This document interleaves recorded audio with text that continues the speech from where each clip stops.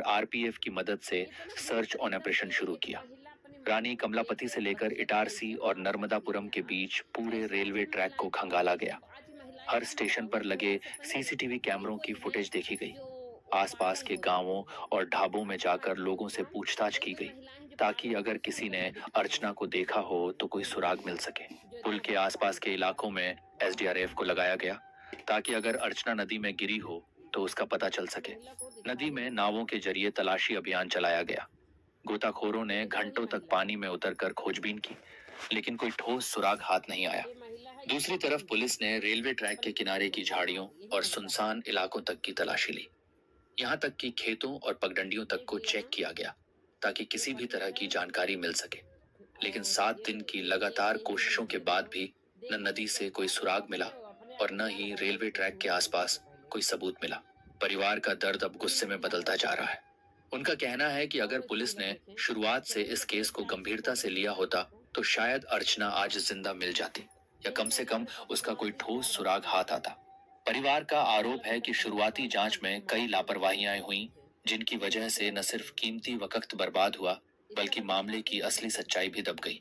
Police ने न तो कोच में मौजूद यात्रियों से ठीक से पूछताछ की और न ही उन स्टेशनों की फुटेज ठीक से देखी जहां अर्चना का मोबाइल स्विच ऑफ हुआ था। यही वजह है कि परिवार के मन में शक और गहरा हो गया है। पूरी जांच अब सिर्फ औपचारिकता बनकर रह गई है। अर्चना के भाई ने मीडिया से कहा कि हमें पूरा भरोसा है कि हमारी बहन ट्रेन से नहीं गिरी, बल्कि उसके साथ कुछ गलत हुआ है और यह गलत काम ट्रेन के अंदर हुआ है। तो दोस्तों, अर्चना तिवारी की तलाश अब उस मुकाम पर पहुंच चुकी है जहां हर दिन एक नई पहेली सामने आ रही है। पुलिस की टीमें थककर चूर हो चुकी हैं, लेकिन नतीजा अब तक शून्य ही है। घर वाले हर सुबह इस उम्मीद में उठते हैं कि शायद आज कोई खबर मिलेगी, लेकिन शाम तक निराशा ही हाथ लगती है। इसी बीच परिजनों ने एक और सवाल उठाया है कि अगर अर्चना ट्रेन से गिरी होती तो अब तक उसका कोई न कोई निशान जरूर मिल जाता। नदी में एसडीआरएफ की टीमें इतने दिन से गोते लगा रही हैं, जाल डाल रही हैं, नाव चला रही हैं, लेकिन न तो किसी कपड़े का टुकड़ा मिला, न जूता मिला, न ही कोई ऐसा सबूत जो यह साबित कर सके कि वह नदी में गिरी है। यानी परिवार की नजर में ट्रेन से गिरने वाली थ्योरी धीरे धीरे कमजोर पड़ती जा रही है। अब बात आती है यात्रियों की गवाही की। कई यात्रियों ने दावा किया कि उन्होंने अर्चना को नर्मदापुरम स्टेशन तक ट्रेन में बैठे देखा था। इन बयानों ने पूरे केस को एक अलग ही मोड़ पर ला खड़ा किया है, क्योंकि अगर ये बयान सही हैं तो फिर सवाल उठता है कि नर्मदापुरम से उमरिया के बीच आखिर क्या हुआ। क्या किसी ने अर्चना को ट्रेन से उतार लिया? क्या किसी ने दबाव बनाकर उसे कहीं और ले जाया, या फिर अर्चना ने खुद किसी वजह से ट्रेन छोड़ दी? इन सवालों ने पुलिस को नई दुविधा में डाल दिया है। पुलिस ने अब इलेक्ट्रॉनिक सर्विलांस पर जोर देना शुरू किया है। नर्मदापुरम और उसके बाद के स्टेशनों के सीसीटीवी फुटेज खंगाले जा रहे हैं ताकि पता चल सके कि कहीं अर्चना कैमरे में कैद हुई है या नहीं। कई जगह फुटेज धुंधली मिली, कई जगह कैमरे बंद थे। यही वजह है कि जांच बार बार अधूरी साबित हो रही है। अर्चना का बैग उमरिया में मिला, इस पर दो थ्योरी सामने आ रही हैं। पहली यह कि हो सकता है बैग अर्चना ने खुद सीट पर छोड़ दिया हो। दूसरी ये कि अगर उसके साथ जबरदस्ती हुई तो किसी ने बैग वहीं फेंक दिया ताकि लगे कि अर्चना ट्रेन से कहीं बाहर नहीं गई। परिवार अब साफ तौर पर आरोप लगाने लगा है। उनका कहना है कि यह मामला साधारण गुमशुदगी का नहीं बल्कि इसमें कोई साजिश छिपी है। कटनी में उसके भाई ने मीडिया से कहा कि अर्चना सिविल जज बनने की तैयारी कर रही थी, पढ़ाई में अच्छी थी, उसका किसी से कोई विवाद नहीं था। वो अपने भाई को राखी बांधने के लिए खुश होकर घर लौट रही थी। ऐसे में उसका खुद से ट्रेन से गिरना नामुमकिन है। अब इस केस में राजनीतिक दबाव भी बढ़ने लगा है। कई जनप्रतिनिधि सामने आए हैं और उन्होंने जीआरपी से कहा है कि अगर अर्चना की तलाश में कोई लापरवाही हुई तो उसकी जिम्मेदारी पुलिस की होगी। इस दबाव के बाद जांच तेज तो हुई है, लेकिन नतीजा वहीं का वहीं है। इस बीच सोशल मीडिया पर भी बहस छिड़ गई है। लोग कह रहे हैं कि ट्रेन से गिरना इतना आसान नहीं होता, खासकर तब जब कोई महिला ऐसी कोच में सफर कर रही हो। दूसरी ओर कुछ लोग ये मान रहे हैं कि शायद अर्चना किसी वजह से खुद ट्रेन से उतर गई और अब कहीं छुपी हुई है। इन चर्चाओं ने पूरे मामले को और उलझा दिया है। जांच एजेंसियों ने अब यह भी सोचना शुरू कर दिया है कि कहीं यह मामला मानव तस्करी या अपहरण से जुड़ा तो नहीं है, क्योंकि इस तरह की घटनाएं पहले भी सामने आ चुकी हैं, खासकर उन यात्रियों के साथ जो अकेले सफर कर रहे होते हैं। इस पहलू पर भी काम किया जा रहा है। यानी दोस्तों, ये केस सिर्फ एक गुमशुदगी का मामला नहीं बल्कि एक रहस्य बन चुका है, जहां हर सुराग एक नई दिशा में ले जाता है और हर थ्योरी के पीछे एक नई कहानी छिपी है। पुलिस की गिरने वाली थ्योरी हो या यात्रियों की देखने वाली बात, दोनों में से कौन सच है यह अभी कोई नहीं जानता। लेकिन सच यही है कि अर्चना आज भी लापता है और उसके घर वाले उसकी एक झलक के इंतजार में दिन रात दरवाजे पर नजरें गड़ाए बैठे हैं। तो दोस्तों, इस केस के आने वाले हर अपडेट और ऐसी ही सच्ची घटनाओं पर आधारित वीडियो देखने के लिए इस वीडियो को लाइक करें। लाश को ठूसा गया था, इसके बाद उस पर नमक डाले गए थे। इतना ही नहीं, इस मर्डर को छिपाने के लिए आपको बता दें कि जिस तरह से सफेद रंग के नमक को डाला गया था, पूरी तरह से लाश को ढक दिया गया था। इसके बाद काले रंग का ढक्कन नीले ड्रम पर लगाया जाता है। इतना ही नहीं, अपनी गंदी करतूत यानी कातिल अपने आप को बचाने के लिए ढक्कन के ऊपर एक कारपेट डालता है, यानी एक चद्दर टाइप का मोटा कपड़ा होता है, उसे डालता है और उसके बाद उस पर ईंट रखता है। ताज्जुब की बात यह है कि इस ईंट का कनेक्शन उस लाश के साथ भी बाद में निकलता है। इस वीडियो में आखिरी में आपको बताएंगे कि आखिर इस शख्स का इस ईंट से क्या कनेक्शन था और इस जो लाश वहां पर मिली थी वो किसकी थी और इतनी सड़ी गली अवस्था में वो लाश बरामद हुई थी कि वहां पर पुलिस भी, अगर आप देखेंगे तो बाकायदा मास्क लगाकर गई है। और जब सूचना मिली थी तो वहां पर पुलिस की टीम जब पहुंचती है छत पर, तो ये ड्रम एक छत पर दूर मिलता है, वहां पर उस ड्रम को रखा गया था। जब वहां खोला जाता है आप देखेंगे तो पहले तो वहां पर कारपेट गिराया जाता है, ईंट गिराई जाती है, ढक्कन गिराया जाता है, उसमें से नमक निकाला जाता है, जिसके बाद वो बदबू तेज हो जाती है और पता चलता है कि उस नीले ड्रम में एक लाश को छिपाया गया था। आखिर कौन था वो शख्स और इस तरह से इतनी बेदर्दी से उसकी हत्या क्यों की गई थी और उस घर में कौन कौन था और इस हत्या के पहले ही वहां से लोग कैसे फरार हो गए, इस वीडियो में बताते हैं।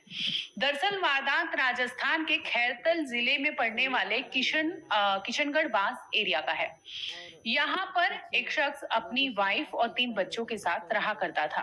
तकरीबन आपको बता दें कि 1.5 महीने पहले यानी 45 डेज पहले ही ये शख्स अपने परिवार के साथ इस इलाके में यानी किशनगढ़ बास इलाके में आदर्श कॉलोनी है, वहां पर किराए की मकान लेकर रहता था।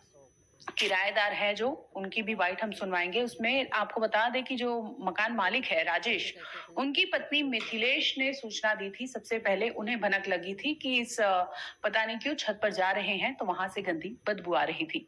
दरअसल आपको बताते चले कि 16 अगस्त का दिन था जब मिथिलेश है, जन्माष्टमी का अवसर था।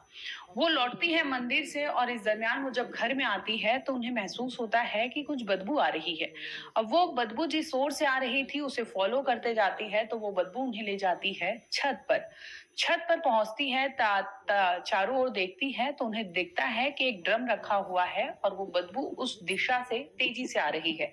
इसकी सूचना वो आते ही अपने घर में देती हैं, अपने हस्बैंड यानी राजेश को। इसके साथ ही उस घर में आपको बता दें कि उनका 14 साल का पोता भी था। अब मकान मालिक फौरन फोन करते हैं पुलिस को, जिसके बाद राजस्थान की खैरतल पुलिस वहां पहुंचती है और जब वो पूछती है कि आखिर माजरा क्या है, इस पर सूचना दी जाती है कि छत पर एक ड्रम है, वहां से गंदी बदबू आ रही है। इसके साथ ही ये भी बताते हैं कि जो ऊपर का मकान है वो किराए पर दिया गया था। इस मकान में यूपी के शाहजहांपुर के रहने वाले नवादिया नवाजपुर एरिया के हंसराज उर्फ सूरज रहा करते थे अपनी बीवी और 3 बच्चों के साथ। अब पुलिस जाती है उस मकान में तो आपको बता दें कि उस मकान में कोई मिलता नहीं है और इसके बाद ड्रम को खंगालती है क्योंकि सूचना मिली थी वहां से गंदी बदबू आ रही थी और पुलिस भी जब पहुंचती है तो उन्हें भी तेजी से वो बदबू मिलती है। अब वो फौरन उस ड्रम को पूरा खाली करवाते हैं तो देखते हैं नमक जैसे ही हटता है तो उसमें सड़ी गली अवस्था में एक लाश बरामद होती है। अब पुलिस फौरन उसे निकालती है और जो पंचनामा करवाती है वहां पर मकान मालिक क्योंकि पहुंचे रहते हैं, उनसे पूछती है कि क्या आप इनको जानते हैं। इस पर वो हाँ में मुंडी हिला देते हैं। आपको बता दें कि ये लाश किसी और की नहीं बल्कि 45 दिन पहले उनके घर में रहने आए किराएदार हंसराज उर्फ सूरज की निकलती है। अब सूरज की लाश को देखकर मकान मालिक और उनकी जो वाइफ है मिथिलेश, वो अचंभित हो जाते हैं कि आखिर इस तरह से इसकी लाश कैसे है। इस पर उन्हें लगता है क्योंकि एक रोज पहले उन्हें भनक लगी थी कि उनके घर में जो उनकी वाइफ है और 3 बच्चे हैं वो भी नहीं दिख रहे थे, तो उन्हें भनक तो थी कि उनकी वाइफ और अचानक से ये परिवार कहाँ लापता हो गया, लेकिन ये नहीं पता था कि उस परिवार के एक सदस्य की लाश यहाँ पर छोड़कर बाकी लोग वहां से निकल गए थे। अब पुलिस जांच पड़ताल करती है, पूछताछ करती है तो इसमें खुलासा ये होता है कि मकान मालिक के घर से भी एक शख्स लापता है, यानी उसका भी कोई पता नहीं चल रहा। इस पर पुलिस पूछती है कि आपके घर में कौन कौन रहते हैं, तो इस पर मिथिलेश जो है वो बताती है कि वो उनके हस्बैंड और उनका एक 14 साल का पोता है और बहू बेटे, लेकिन बहू उनकी 12 साल पहले ही मौत हो चुकी थी। इसके बाद से ही उनका बेटा जो है वहां पर रहा करता था, यानी उस घर में 4 लोग नीचे रहा करते थे और 5 लोग ऊपर रहा करते थे। अब पुलिस और जांच पड़ताल करती है, पूछताछ करती है, पूछती है कि क्या आपके किराएदार हैं वो कहाँ के रहने वाले हैं, आपको कुछ पता है? इस पर वो बताती हैं कि ये यूपी के रहने वाले हैं और पता चलता है कि यूपी के शाहजहांपुर के नवादिया के रहने वाले हैं। अब सूचना वहां पर दी जाती है उनके घर पे भी, और इसके बाद पुलिस आगे की जांच करती है, पता करती है कि आखिर इसकी हत्या कैसे हुई। तो प्राइमा फेसी ये बताया जाता है कि गला रेत कर सूरज की हत्या हुई थी। इसके बाद लाश को नीले ड्रम में ठूसा गया था, उसके ऊपर से नमक डाल के तमाम ऐसी चीजें की गई थी ताकि कातिल या फिर किसी का कोई पता न लग सके और धीरे धीरे ये लाश गल जाए। जब लाश को देखा जाता है तो ऐसा पता लग रहा है कि वो कुछ दिन पहले की ये करतूत है, जिसकी वजह से गंदी बदबू आ रही थी और दुर्गंध इतना था कि वहां खड़े शख्स जो है वो खड़े नहीं हो पाते थे। अगर खड़े होते थे तो वहां उल्टियां करने लगते थे। अब पुलिस बॉडी को पोस्टमार्टम के लिए भेजती है, एफएसएल टीम को बुलाती है, जांच पड़ताल करवाती है कि आखिर मामला क्या है। इस पर जो कहानी आती है वो आपको बाद में सुनवाएंगे। इसके पहले आपको सुनवाते हैं कि पुलिस ने क्या कहा। बताइए, दुनिया इतना खतरनाक हो चुकी है, कैसे लोग रहेंगे। और इसको पता है कि जो है पुलिस कितनी शातिर होती, किसी न किसी तरीके से एक कातिल से भी ज़्यादा शातिर पुलिस होती है। तो एक न एक दिन ढूंढ निकालेगी, लेकिन इनको एक पैसा डर नहीं रहता है, ऐसा हरकतें कर बैठते हैं लोग। सुनवाते हैं कि पुलिस ने क्या कहा। किशनगढ़ में आदर्श कॉलोनी है, सूचना मिली कि एक मकान में से बदबू आ रही है। पुलिस मौके पे पहुंची है और वहां पर ऊपर की मंजिल के अंदर किराएदार रहते थे। वहां पर किचन में नीले रंग का ड्रम मिला है, उसको चेक किया तो उसमें लाश मिली है। मौके पे आए, एफएसएल टीम बुलाई है। प्रथम दृष्टया पता लगा कि मृतक का नाम हंसराज उर्फ सूरज है और यूपी के रहने वाले हैं। प्रकरण में अनुसंधान करेंगे और आगे कार्रवाई करेंगे। आपको मेरठ का मुस्कान केस याद होगा, जहां पर मुस्कान ने अपने प्रेमी यानी साहिल के साथ मिलकर अपने पति सौरभ की हत्या करवाई थी। हत्या करने के बाद उसने भी नीले ड्रम में अपने पति को ठूसा था। इसके बाद सीमेंट से उसे ढक दिया था ताकि पता ना चल सके। और जब वो 15 दिन तक बाहर रहती है, आपको बता दें कि 15 दिन के बाद भी जब खुलासा होता है, क्योंकि गंदी बदबू आती है और इसी से खुलासा होता है, तो सामने आता है कि एक इस तरह से बीवी ने अपने बॉयफ्रेंड के साथ मिलकर एक हत्या को अंजाम दिया था। अब राजस्थान से ये केस है जो नीले ड्रम का, ये भी कुछ ऐसे ही मिलता जुलता है, क्योंकि घर की मकान मालकिन जो है, उनके घर से जो लापता शख्स है वो कोई और नहीं बल्कि उनका बेटा निकलता है, जितेंद्र। अब बता दें कि पुलिस जो थियरी है एक और एक जोड़ने की कोशिश कर रही है, क्योंकि ऊपरी मंजिला पे जो रहते थे परिवार, उनमें से 3 बच्चे और उनकी मदर और एक शख्स जो है उसकी तो लाश ही बरामद हुई है। नीचे जो रहते थे उनमें मकान मालिक, उनके हस्बैंड और उनका पोता और उनका बेटा, लेकिन बेटा जितेंद्र है वो लापता है। यानी कहीं ना कहीं जितेंद्र के लापता होने के पीछे भी कुछ थ्योरी या कयास लगाए जा रहे हैं। जिस तरह से वो लापता है तो ऐसे में ये हो सकता है कि जितेंद्र और जो सूरज है उनकी वाइफ ने मिलकर इस तरह से कांड को अंजाम दिया होगा और फरार हो गए थे, क्योंकि साफ साफ ही मर्डर केस है, गला रेत कर हत्या की गई थी। तो कहीं ना कहीं ये थियरी भी वहां पर लागू होती नजर आ रही है। फिलहाल जांच पड़ताल चल रहा है और पुलिस कोशिश कर रही है कि इस हत्या के पीछे मोटिव क्या था, हत्यारे कौन थे, कातिल कौन थे और कहां चले गए। इस तरह से तमाम ऐसे एंगल है जिस पर अभी भी पुलिस जांच कर रही है। इस पूरे मामले पर मकान मालकिन ने क्या कहा वो भी सुन लीजिए। कब से रह रहे हैं आपके यहाँ पर? 1.5 महीने से। परिवार में कितने आदमी थे, कौन कौन थे? ये 5 आदमी थे, 3 बच्ची थी और 2 गए खुद। मियाँ बीवी। अब मियाँ बीवी और उसकी बीवी और बच्चे कहाँ पर है? पता नहीं कहाँ पर। अच्छा, कब से गायब है क्या? हाँ, कल से गायब है। कल से। तो आपको कैसे पता लगा कि यहाँ पर कोई मैं जैसे ऊपर गई तो मेरे को बदबू से आई, वे आया नहीं अभी। अच्छा। मैंने देखने गई तो कुछ वहाँ दिखाई न पड़ा। मैंने आके न आपने पुलिस को कब सूचित किया? मैंने ऊपर जैसे गई तो ऊपर मेरे को बदबू सी आने लगी। मैं नीचे आई, फिर आस्टेनार मैंने बच्चे से 100 नंबर पे फोन करवाया, तो फिर पुलिस को बुलाया मैंने। तो क्या पुलिस ने आके देखा, मैंने देखा भी नहीं क्या है क्या नहीं है। यूपी के कौन सी जगह के रहने वाले हो? ये मुझे भी नहीं पता कहाँ से। काम क्या कर रहे हैं? कौन?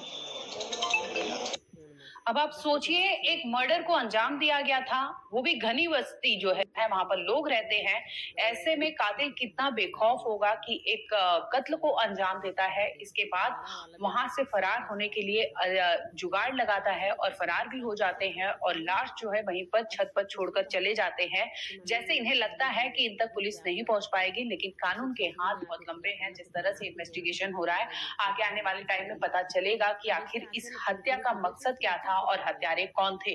क्योंकि जितेंद्र समेत जिसका कत्ल हुआ है यानी हंसराज, वो उनकी हत्या हुई है और उनकी बीवी और बच्चे लापता है। तो कयास यही लगाए जा रहे हैं कि हत्या का मकसद अफेयर भी हो सकता है।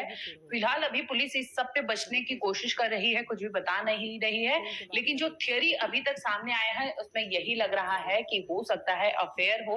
अफेयर को अंजाम देने के लिए ये लोग ने इस तरह से कांड को रचा हो। अब जाते जाते आपको बता दें कि सूरज जो है वो रहने वाले तो यूपी के थे, लेकिन वो राजस्थान के ईंट भट्टे में काम करते थे। यानी वो जो वहां पर भट्टा होता था किशनगढ़ बास इलाके में ही, वहां पर वो मजदूरी का काम किया करते थे और वहीं के काम की वजह से उन्होंने इस तरह से उसी इलाके में जो घर है किराए पर लिया था और उन्हें नहीं पता था कि वो घर उनके लिए इस तरह से उनका आखिरी सफर होगा वहां पर। ये उन्हें कभी नहीं लगा होगा जिस तरह से उनकी लाश वहां पर बरामद हुई है। क्योंकि उनकी बीवी और बच्चे लापता है और उन्होंने कोई कंप्लेन नहीं दर्ज किया, मतलब साफ है कि कहीं ना कहीं उनका भी यहाँ पर मिली भगत है। जो वाइफ है और दूसरी ओर जो जितेंद्र है वो भी लापता है, जिसकी वजह से पुलिस अभी उन्हें खंगालने की कोशिश करेगी कि उन्हें पकड़ा जाए। उन तक पुलिस कैसे भी करके ट्रेस करे और पहुंच पाए, ताकि पता लग सके कि ये दोनों भागे क्यों हैं और इस तरह से वहां पर जो लाश मिली है उससे मारने के पीछे कौन था। अब एक ऐसे मोड़ पर पहुंच चुकी है जिसने सभी की धड़कनें तेज कर दी हैं। कई दिनों से लापता सिविल जज अभ्यर्थी अर्चना तिवारी का कोई सुराग नहीं मिल रहा था। पुलिस और परिजन लगातार उसकी तलाश में जुटे थे, लेकिन हर कोशिश नाकाम साबित हो रही थी। दिन बीतते जा रहे थे और शहर में तरह तरह की चर्चाएं फैल रही थीं। कोई कह रहा था कि वह खुद कहीं चली गई है, तो कोई इस मामले को किसी गहरी साजिश से जोड़ रहा था। सोशल मीडिया पर भी उसकी तस्वीरें और जानकारी तेजी से वायरल हो रही थी। लोग उसके बारे में जानने के लिए बेचैन थे।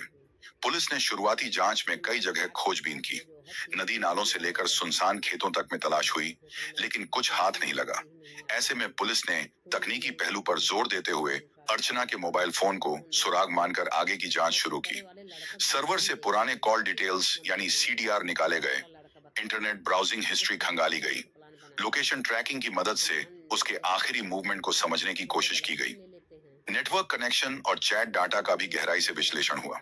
इन डिजिटल ट्रेल्स में पुलिस को कुछ ऐसे संकेत मिले जो पहले किसी के सामने नहीं आए थे, और जो नया खुलासा हुआ उसने न केवल पुलिस को चौंका दिया, बल्कि परिवार के दिल में भी उम्मीद की एक किरण जगा दी। वीडियो में आगे बढ़ने से पहले, अगर आप भी चाहते हैं कि अर्चना जल्द से जल्द अपने घर सुरक्षित लौट आए, तो इस वीडियो को लाइक करें और कमेंट में प्रे फॉर अर्चना जरूर लिखें, ताकि उसके परिवार को हौसला और ताकत मिल सके। घटना की शुरुआत उस रात से होती है जब इंदौर से कटनी जाने वाली नर्मदा एक्सप्रेस ट्रेन में सवार अर्चना तिवारी आखिरी बार देखी गई थी। अर्चना इंदौर के सत्कार गर्ल्स हॉस्टल में रहती थी और वहीं से अपने घर कटनी के लिए निकली थी। उस रात ट्रेन के कोच B3 में बैठे एक यात्री का बयान इस केस में बेहद अहम बन गया। यात्री के अनुसार रात करीब 11:30 बजे ट्रेन अंधेरे ट्रैक पर तेज रफ्तार से दौड़ रही थी। तभी अर्चना अपनी ऊपरी बर्थ से उतरकर नीचे आई और अनजाने में उसके पैर से टकरा गई। वह यात्री नींद में ही चौंक गया। अर्चना ने हल्की आवाज में माफी मांगी और कोच के टॉयलेट की ओर चली गई। उसके चेहरे पर किसी तरह की घबराहट नहीं थी। वह सामान्य तरीके से बाथरूम की तरफ गई और फिर उसके बाद कभी वापस नहीं लौटी। उसकी सीट पर बस उसका बैग रह गया। बैग का वहां होना और अर्चना का चलती ट्रेन से यूं गायब हो जाना अपने आप में एक बड़ा सवाल था। पुलिस के लिए यह महत्वपूर्ण सुराग था, क्योंकि इससे नए सवाल खड़े हुए। टॉयलेट जाने के बाद वह कहाँ गई? क्या वह किसी से मिलने के लिए कोच से बाहर निकली? क्या कोई उसका इंतजार कर रहा था? या किसी ने उसे जबरन अपने साथ ले लिया? क्या यह सब किसी सुनियोजित साजिश का हिस्सा था? इन्हीं सवालों ने जांच को एक नए मोड़ पर ला दिया। इसी बीच हॉस्टल से निकलते समय का सीसीटीवी फुटेज भी सामने आया, जिसमें अर्चना पूरी तरह सामान्य दिखाई दे रही थी। हाथ में बैग, चेहरे पर हल्की मुस्कान, कदम धीमे लेकिन आत्मविश्वास से भरे हुए, जैसे वह अपने सफर के लिए पूरी तरह तैयार हो। कपड़े और सामान सब व्यवस्थित, चेहरे पर किसी तरह का तनाव नहीं। उसने बाहर निकलते समय आसपास एक नजर डाली, मानो रोज की तरह ही कहीं जा रही हो। पुलिस ने यह निष्कर्ष निकाला कि वह मानसिक रूप से स्थिर थी और अचानक भागने के मूड में नहीं थी। लेकिन मामला यहीं खत्म नहीं हुआ। जांच के दौरान एक नया सुराग सामने आया, एक सफेद रंग की कार। पुलिस को आसपास लगे सीसीटीवी कैमरों की फुटेज में यह कार उस समय संदिग्ध हालात में दिखाई दी, जब अर्चना हॉस्टल से बाहर निकली थी। कार सड़क किनारे आकर कुछ देर खड़ी रही, मानो किसी का इंतजार कर रही हो। फिर कुछ मीटर आगे बढ़कर रुकी और अचानक तेज रफ्तार से वहां से निकल गई। अब यह पता लगाना जरूरी हो गया कि यह कार किसकी थी, इसमें कौन था और क्या इसका अर्चना के गायब होने से कोई संबंध था। पुलिस ने अर्चना के कॉल डिटेल्स खंगाले और गहराई से डाटा चेक करने पर पाया कि हॉस्टल से निकलने के समय उसने एक मोबाइल कॉल किया था। इस कॉल की लोकेशन ट्रैक करने पर वह भोपाल के पास की निकली, जबकि उसका बैग उमरिया स्टेशन से बरामद हुआ था। यह विरोधाभास पुलिस के लिए पेचीदा था, क्योंकि कॉल लोकेशन और बैग मिलने की जगह के बीच काफी दूरी थी। इससे साफ हुआ कि अर्चना की मूवमेंट में कुछ ऐसा हुआ जो अब तक सामने नहीं आया। तुरंत कार्रवाई करते हुए पुलिस ने 5 संदिग्धों की सूची बनाई और उनके नाम व नंबर की कॉल डिटेल्स निकाल ली। इन जानकारियों को जीआरपी भोपाल को सौंपा गया ताकि आगे की कार्यवाही हो सके। इन्हीं डिटेल्स में पिपरिया नामक जगह से जुड़ा एक सुराग मिला, जिसने जांच की दिशा बदल दी। अब पूरा फोकस पिपरिया की ओर मुड़ गया। अर्चना के परिवार और दोस्तों ने भी हार नहीं मानी। उसके भाई अमन मिश्रा ने घोषणा की कि जो भी उसकी बहन का सुराग देगा, उसे 51,000 रुपए का इनाम दिया जाएगा। उन्होंने कहा कि चाहे सूचना कितनी भी छोटी क्यों ना हो, अगर उससे अर्चना तक पहुंचने का रास्ता बनता है तो इनाम जरूर दिया जाएगा। इस घोषणा के बाद इलाके में सक्रियता बढ़ गई। स्थानीय नेताओं ने भी मदद का आश्वासन दिया। सोशल मीडिया पर लगातार उसकी तलाश की अपीलें हो रही थीं। फेसबुक, व्हाट्सएप और इंस्टाग्राम पर उसकी फोटो और जानकारी शेयर की जा रही थी, ताकि ज्यादा से ज्यादा लोगों तक यह खबर पहुंचे। पुलिस की टीमें भोपाल से उमरिया तक के रेलवे ट्रैक की जांच कर रही थीं। रास्ते में आने वाले हर स्टेशन और आसपास के इलाकों में पूछताछ हो रही थी। नर्मदा ब्रिज पर एसडीआरएफ की मदद से नदी में तलाशी अभियान भी चला। गोताखोरों ने घंटों तक पानी में उतरकर तलाश की, लेकिन कुछ हाथ नहीं लगा। हालांकि कॉल डिटेल्स सामने आने के बाद पुलिस को लगने लगा कि वह सही दिशा में बढ़ रही है। जांच में ऐसे कई नंबर मिले जिनसे लगातार बातचीत हुई थी। इनमें से कुछ परिवार और दोस्तों के थे, जिन पर कोई शक नहीं था, लेकिन कुछ अज्ञात नंबर भी सामने आए, जिनके बारे में न तो परिवार जानता था और न हॉस्टल के साथी। पुलिस ने इन रहस्यमय नंबरों का पता लगाया तो एक नंबर की लोकेशन पिपरिया में मिली। पिपरिया नर्मदापुरम जिले का एक कस्बा है जो भोपाल और जबलपुर के बीच पड़ता है। यह लोकेशन अर्चना की सामान्य दिनचर्या से मेल नहीं खाती थी। जैसे ही यह जानकारी सामने आई, पुलिस की टीमें तुरंत सक्रिय हुईं। एक टीम पिपरिया रवाना हुई, जबकि दूसरी टीम भोपाल में जांच जारी रखी। पुलिस की थ्योरी के मुताबिक अर्चना का मोबाइल आखिरी बार भोपाल के रानी कमलापति स्टेशन के पास एक्टिव था। वहां से एक कॉल हुआ जो करीब 10 मिनट चला और फिर फोन बंद हो गया। तकनीकी जांच में पता चला कि बंद होने से कुछ समय पहले मोबाइल की लोकेशन पिपरिया में थी, जो ट्रेन के समय और मार्ग से मेल नहीं खा रही थी। इससे शक हुआ कि फोन किसी तेज वाहन से पिपरिया ले जाया गया या पहले से वहां था। कोच के एक यात्री ने बयान दिया कि जब अर्चना टॉयलेट गई तो उसके पास न मोबाइल था न बैग। बैग उमरिया में मिला और फोन पिपरिया में। दोनों का अलग अलग स्थान पर होना पुलिस के लिए बड़ा रहस्य था। शक गहरा गया कि यह एक योजनाबद्ध घटना हो सकती है, जिसमें उसे बीच रास्ते उतारकर फोन और बैग अलग अलग जगह छोड़े गए हों। हॉस्टल के सीसीटीवी में दिखा कि निकलने से पहले अर्चना गेट पर कुछ देर रुकी और फोन पर मैसेज किया। उसी समय एक सफेद कार हॉस्टल के सामने वाली सड़क से धीरे धीरे गुजरती है, आगे जाकर रुकती है और कुछ देर बाद अर्चना उसमें बैठकर चली जाती है। यह कार जांच का मुख्य बिंदु बन गई। टोल नाकों की फुटेज में कार पिपरिया की दिशा में जाती दिखी, लेकिन नंबर प्लेट साफ नहीं थी। पिपरिया टीम को सूचना मिली कि घटना की रात स्टेशन के बाहर एक महिला घबराई हुई थी और किसी से बात करने की कोशिश कर रही थी। तभी एक बाइक आई और वह उस पर बैठकर चली गई। यह तय नहीं हो पाया कि वह महिला अर्चना थी या नहीं, पुलिस के पास 5 संदिग्धों की लिस्ट आई जिनके कॉल डिटेल्स अर्चना के मोबाइल से मेल खाते थे। पूछताछ में सबने अर्चना को न जानने का दावा किया। जांच के दौरान रेलवे ट्रैक के पास एक कपड़ा और महिला की जली हुई चप्पल मिली, जिसे फॉरेंसिक जांच के लिए भेजा गया। पिपरिया स्टेशन के एक अन्य कैमरे में रात को एक बाइक दिखी जिस पर 2 लोग थे। पीछे बैठी महिला ने दुपट्टा ओढ़ रखा था और हाथ में छोटा बैग था जो अर्चना के हॉस्टल से निकलते समय के बैग जैसा लग रहा था। वीडियो क्वालिटी खराब होने से चेहरा साफ नहीं था, फिर भी पुलिस ने इसे अहम सुराग माना। परिवार और मीडिया के दबाव में पुलिस ने सफेद कार की तलाश शुरू की और कई जिलों के आरटीओ रिकॉर्ड खंगाले। करीब 50 कार मालिकों की सूची बनी। इनमें से एक कार मालिक 2 महीने से लापता था और उसकी कार भी गायब थी। वह पिपरिया का रहने वाला था और उसका फोन लंबे समय से बंद था। जांच में सामने आया कि हॉस्टल से अर्चना को पिक करने वाली कार एक लोकल ड्राइवर चला रहा था जिसका नेटवर्क पिपरिया में मजबूत था। बाइक फुटेज को हाई रेजोल्यूशन में प्रोसेस करने पर पीछे बैठी महिला का दुपट्टा अर्चना की एक फोटो में दिखे दुपट्टे से मेल खा रहा था। पुलिस ने संदिग्ध कार और बाइक के रास्तों का मिलान किया और पाया कि दोनों पिपरिया के बाहर एक सुनसान सर्विस रोड पर एक ही समय ट्रेस हुए थे। एक चौकीदार ने भी कार और बाइक को साथ जाते देखा था। गायब कार मालिक की लोकेशन ट्रैक करने पर पता चला कि वह अगले दिन नागपुर के पास एक कस्बे में था, जहां एक लॉज में फर्जी नाम से एंट्री दर्ज थी। अंदरूनी सूत्रों के अनुसार जांच अब अपहरण और मानव तस्करी की दिशा में बढ़ रही है। संदिग्धों के कॉल डिटेल्स में महाराष्ट्र और छत्तीसगढ़ के नंबर भी मिले, जिनसे घटना के बाद लगातार बात हुई। पुलिस ने अर्चना की मां को भरोसा दिलाया कि केस निर्णायक मोड़ पर है, लेकिन धैर्य रखना होगा। हर नया सुराग पुलिस को सच्चाई के करीब ला रहा है, लेकिन रहस्य अभी भी बरकरार है। ये केवल एक खबर नहीं, बल्कि इंसाफ की लड़ाई है, और इस लड़ाई में हर आवाज की अहमियत है। मध्य प्रदेश को हिला दिया, अब एक ऐसे मोड़ पर पहुंच चुकी है जिसने सभी की धड़कनें तेज कर दी हैं। कई दिनों से लापता सिविल जज अभ्यर्थी अर्चना तिवारी का कोई सुराग नहीं मिल रहा था।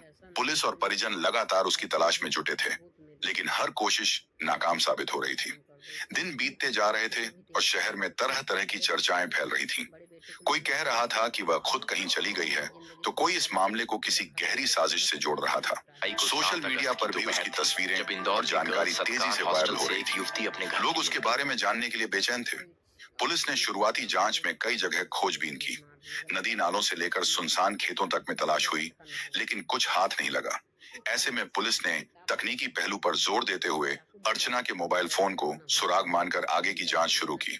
सर्वर से पुराने कॉल डिटेल्स यानी सीडीआर निकाले गए, इंटरनेट ब्राउजिंग हिस्ट्री खंगाली गई, लोकेशन ट्रैकिंग की मदद से उसके आखिरी मूवमेंट को समझने की कोशिश की गई। नेटवर्क कनेक्शन और चैट डाटा का भी गहराई से विश्लेषण हुआ। इन डिजिटल ट्रेल्स में पुलिस को कुछ ऐसे संकेत मिले जो पहले किसी के सामने नहीं आए थे, और जो नया खुलासा हुआ उसने न केवल पुलिस को चौंका दिया, बल्कि परिवार के दिल में भी उम्मीद की एक किरण जगा दी। वीडियो में आगे बढ़ने से पहले, अगर आप भी चाहते हैं कि अर्चना जल्द से जल्द अपने घर सुरक्षित लौट आए, तो इस वीडियो को लाइक करें और कमेंट में प्रे फॉर अर्चना जरूर लिखें, ताकि उसके परिवार को हौसला और ताकत मिल सके। घटना की शुरुआत उस रात से होती है जब इंदौर से कटनी जाने वाली नर्मदा एक्सप्रेस ट्रेन में सवार अर्चना तिवारी आखिरी बार देखी गई थी। अर्चना इंदौर के सत्कार गर्ल्स हॉस्टल में रहती थी और वहीं से अपने घर कटनी के लिए निकली थी। उस रात ट्रेन के कोच B3 में बैठे एक यात्री का बयान इस केस में बेहद अहम बन गया। यात्री के अनुसार रात करीब 11:30 बजे ट्रेन अंधेरे ट्रैक पर तेज रफ्तार से दौड़ रही थी। तभी अर्चना अपनी ऊपरी बर्थ से उतरकर नीचे आई और अनजाने में उसके पैर से टकरा गई। वह यात्री नींद में ही चौंक गया। अर्चना ने हल्की आवाज में माफी मांगी और कोच के टॉयलेट की ओर चली गई। उसके चेहरे पर किसी तरह की घबराहट नहीं थी। वह सामान्य तरीके से बाथरूम की तरफ गई और फिर उसके बाद कभी वापस नहीं लौटी। उसकी सीट पर बस उसका बैग रह गया। बैग का वहां होना और अर्चना का चलती ट्रेन से यूं गायब हो जाना अपने आप में एक बड़ा सवाल था। पुलिस के लिए यह महत्वपूर्ण सुराग था, क्योंकि इससे नए सवाल खड़े हुए। टॉयलेट जाने के बाद वह कहाँ गई? क्या वह किसी से मिलने के लिए कोच से बाहर निकली? क्या कोई उसका इंतजार कर रहा था, या किसी ने उसे जबरन अपने साथ ले लिया? क्या यह सब किसी सुनियोजित साजिश का हिस्सा था? इन्हीं सवालों ने जांच को एक नए मोड़ पर ला दिया। इसी बीच हॉस्टल से निकलते समय का सीसीटीवी फुटेज भी सामने आया, जिसमें अर्चना पूरी तरह सामान्य दिखाई दे रही थी। हाथ में बैग, चेहरे पर हल्की मुस्कान, कदम धीमे लेकिन आत्मविश्वास से भरे हुए, जैसे वह अपने सफर के लिए पूरी तरह तैयार हो। कपड़े और सामान सब व्यवस्थित, चेहरे पर किसी तरह का तनाव नहीं। उसने बाहर निकलते समय आसपास एक नजर डाली, मानो रोज की तरह ही कहीं जा रही हो। पुलिस ने यह निष्कर्ष निकाला कि वह मानसिक रूप से स्थिर थी और अचानक भागने के मूड में नहीं थी। लेकिन मामला यहीं खत्म नहीं हुआ। जांच के दौरान एक नया सुराग सामने आया, एक सफेद रंग की कार। पुलिस को आसपास लगे सीसीटीवी कैमरों की फुटेज में यह कार उस समय संदिग्ध हालात में दिखाई दी, जब अर्चना हॉस्टल से बाहर निकली थी। कार सड़क किनारे आकर कुछ देर खड़ी रही, मानो किसी का इंतजार कर रही हो। फिर कुछ मीटर आगे बढ़कर रुकी और अचानक तेज रफ्तार से वहां से निकल गई। अब यह पता लगाना जरूरी हो गया कि यह कार किसकी थी, इसमें कौन था और क्या इसका अर्चना के गायब होने से कोई संबंध था। पुलिस ने अर्चना के कॉल डिटेल्स खंगाले और गहराई से डाटा चेक करने पर पाया कि हॉस्टल से निकलने के समय उसने एक मोबाइल कॉल किया था। इस कॉल की लोकेशन ट्रैक करने पर वह भोपाल के पास की निकली, जबकि उसका बैग उमरिया स्टेशन से बरामद हुआ था। यह विरोधाभास पुलिस के लिए पेचीदा था, क्योंकि कॉल लोकेशन और बैग मिलने की जगह के बीच काफी दूरी थी। इससे साफ हुआ कि अर्चना की मूवमेंट में कुछ ऐसा हुआ जो अब तक सामने नहीं आया। तुरंत कार्रवाई करते हुए पुलिस ने 5 संदिग्धों की सूची बनाई और उनके नाम व नंबर की कॉल डिटेल्स निकाल ली। इन जानकारियों को जीआरपी भोपाल को सौंपा गया ताकि आगे की कार्यवाही हो सके। इन्हीं डिटेल्स में पिपरिया नामक जगह से जुड़ा एक सुराग मिला, जिसने जांच की दिशा बदल दी। अब पूरा फोकस पिपरिया की ओर मुड़ गया। अर्चना के परिवार और दोस्तों ने भी हार नहीं मानी। उसके भाई अमन मिश्रा ने घोषणा की कि जो भी उसकी बहन का सुराग देगा, उसे 51,000 रुपए का इनाम दिया जाएगा। उन्होंने कहा कि चाहे सूचना कितनी भी छोटी क्यों ना हो, अगर उससे अर्चना तक पहुंचने का रास्ता बनता है तो इनाम जरूर दिया जाएगा। इस घोषणा के बाद इलाके में सक्रियता बढ़ गई। स्थानीय नेताओं ने भी मदद का आश्वासन दिया। सोशल मीडिया पर लगातार उसकी तलाश की अपीलें हो रही थीं। फेसबुक, व्हाट्सएप और इंस्टाग्राम पर उसकी फोटो और जानकारी शेयर की जा रही थी, ताकि ज्यादा से ज्यादा लोगों तक यह खबर पहुंचे। पुलिस की टीमें भोपाल से उमरिया तक के रेलवे ट्रैक की जांच कर रही थी। रास्ते में आने वाले हर स्टेशन और आसपास के इलाकों में पूछताछ हो रही थी। नर्मदा ब्रिज पर एसडीआरएफ की मदद से नदी में तलाशी अभियान भी चला। गोताखोरों ने घंटों तक पानी में उतरकर तलाश की, लेकिन कुछ हाथ नहीं लगा। हालांकि कॉल डिटेल्स सामने आने के बाद पुलिस को लगने लगा कि वह सही दिशा में बढ़ रही है। जांच में ऐसे कई नंबर मिले जिनसे लगातार बातचीत हुई थी। इनमें से कुछ परिवार और दोस्तों के थे, जिन पर कोई शक नहीं था, लेकिन कुछ अज्ञात नंबर भी सामने आए, जिनके बारे में न तो परिवार जानता था और न हॉस्टल के साथी। पुलिस ने इन रहस्यमय नंबरों का पता लगाया तो एक नंबर की लोकेशन पिपरिया में मिली। पिपरिया नर्मदापुरम जिले का एक कस्बा है जो भोपाल और जबलपुर के बीच पड़ता है। यह लोकेशन अर्चना की सामान्य दिनचर्या से मेल नहीं खाती थी। जैसे ही यह जानकारी सामने आई, पुलिस की टीमें तुरंत सक्रिय हुईं। एक टीम पिपरिया रवाना हुई, जबकि दूसरी टीम भोपाल में जांच जारी रखी। पुलिस की थ्योरी के मुताबिक अर्चना का मोबाइल आखिरी बार भोपाल के रानी कमलापति स्टेशन के पास एक्टिव था। वहां से एक कॉल हुआ जो करीब 10 मिनट चला और फिर फोन बंद हो गया। तकनीकी जांच में पता चला कि बंद होने से कुछ समय पहले मोबाइल की लोकेशन पिपरिया में थी, जो ट्रेन के समय और मार्ग से मेल नहीं खा रही थी। इससे शक हुआ कि फोन किसी तेज वाहन से पिपरिया ले जाया गया या पहले से वहां था। कोच के एक यात्री ने बयान दिया कि जब अर्चना टॉयलेट गई तो उसके पास न मोबाइल था न बैग। बैग उमरिया में मिला और फोन पिपरिया में। दोनों का अलग अलग स्थान पर होना पुलिस के लिए बड़ा रहस्य था। शक गहरा गया कि यह एक योजनाबद्ध घटना हो सकती है, जिसमें उसे बीच रास्ते उतारकर फोन और बैग अलग अलग जगह छोड़े गए हों। हॉस्टल के सीसीटीवी में दिखा कि निकलने से पहले अर्चना गेट पर कुछ देर रुकी और फोन पर मैसेज किया। उसी समय एक सफेद कार हॉस्टल के सामने वाली सड़क से धीरे धीरे गुजरती है, आगे जाकर रुकती है और कुछ देर बाद अर्चना उसमें बैठकर चली जाती है। यह कार जांच का मुख्य बिंदु बन गई। टोल नाकों की फुटेज में कार पिपरिया की दिशा में जाती दिखी, लेकिन नंबर प्लेट साफ नहीं थी। पिपरिया टीम को सूचना मिली कि घटना की रात स्टेशन के बाहर एक महिला घबराई हुई थी और किसी से बात करने की कोशिश कर रही थी। तभी एक बाइक आई और वह उस पर बैठकर चली गई। यह तय नहीं हो पाया कि वह महिला अर्चना थी या नहीं। पुलिस के पास 5 संदिग्धों की लिस्ट आई, जिनके कॉल डिटेल्स अर्चना के मोबाइल से मेल खाते थे। पूछताछ में सबने अर्चना को न जानने का दावा किया। जांच के दौरान रेलवे ट्रैक के पास एक कपड़ा और महिला की जली हुई चप्पल मिली, जिसे फॉरेंसिक जांच के लिए भेजा गया। पिपरिया स्टेशन के एक अन्य कैमरे में रात को एक बाइक दिखी, जिस पर 2 लोग थे। पीछे बैठी महिला ने दुपट्टा ओढ़ रखा था और हाथ में छोटा बैग था जो अर्चना के हॉस्टल से निकलते समय के बैग जैसा लग रहा था। वीडियो क्वालिटी खराब होने से चेहरा साफ नहीं था, फिर भी पुलिस ने इसे अहम सुराग माना।